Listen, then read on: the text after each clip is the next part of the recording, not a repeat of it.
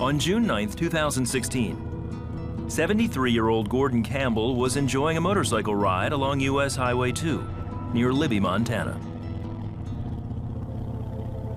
I met this oncoming car. There was no other traffic on the road.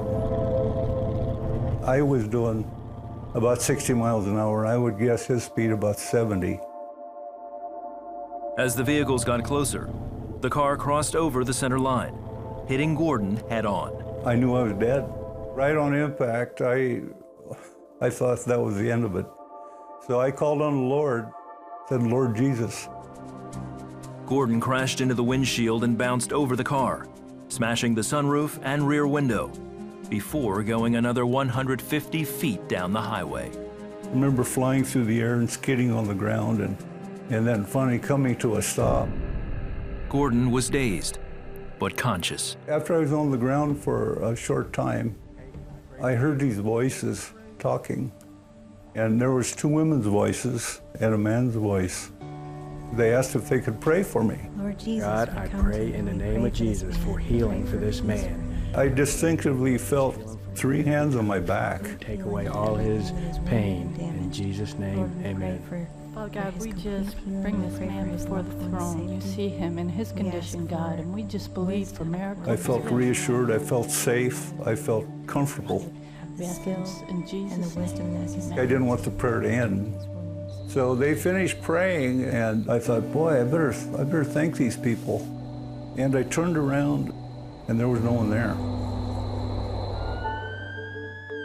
Gordon was taken to Cabinet Peaks Medical Center with multiple fractures. By then, Gordon's wife had been called and told he was in an accident. Then she learned he was being airlifted to Kootenai Health Hospital in Coeur d'Alene, Idaho, 2 hours away. And so then I started realizing it was really pretty serious. But at the same time, my spirit was really at peace. Still, doctors were concerned about brain trauma or other internal injuries. Gordon's surgeon, Dr. Joseph Bowen, explains. Normally, a person who sustained an auto versus motorcycle accident, that trauma can be really severe. You have a potential for a lot of internal injuries. Eventually, Karen and other family members arrived. It looked pretty bad. It was pretty scary. All the family came in really, really quickly. A lot of people praying for us. You're doing wonderful. Despite the violent impact, Gordon had no head, spine, or internal injuries. I was very impressed with actually how good he looked considering. Gordon had sustained a fracture or a broken bone in his elbow.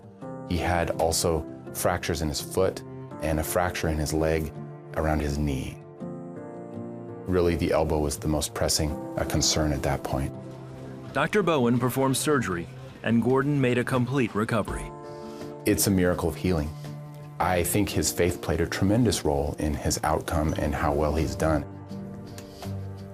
Gordon and Karen say he's here today because of God's love and protection.